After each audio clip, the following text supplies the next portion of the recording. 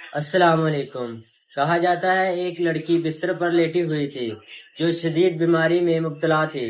اس نے اپنی بڑی بہن جو کھڑکی کے پاس کھڑے درخت کو دیکھ رہی تھی تو اس نے پوچھا، اس درخت پر کتنے پتے ہیں؟ تو بڑی بہن نے آنکھوں میں آنسو لیے پوچھا، کیوں پوچھ رہی ہو میری جان؟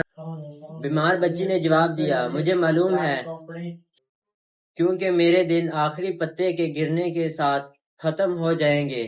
بڑی بہن نے مسکرا کر جواب دیا، جب تک وہ وقت نہیں آتا ہم اپنی زندگی کا لطف اٹھائیں گے، ایک خوبصورت زندگی گزاریں گے۔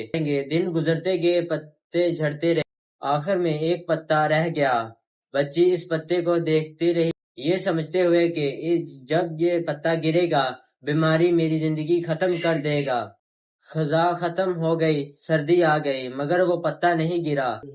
لڑکی اپنی بہن کے ساتھ خوش تھی، وہ آہستہ آہستہ ٹھیک ہو رہی تھی، یہاں تک کہ وہ مکمل ٹھیک ہو چکی تھی۔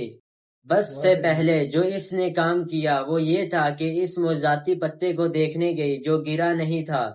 جب دیکھا وہ ایک پلاسٹک کا پتا تھا جسے اس کی بہن نے درخت کے ساتھ باندھ دیا تھا، اس سے کسی کو امید مل جائے، کسی کی امید بن جائے تاکہ اسی زندگی مل جائے۔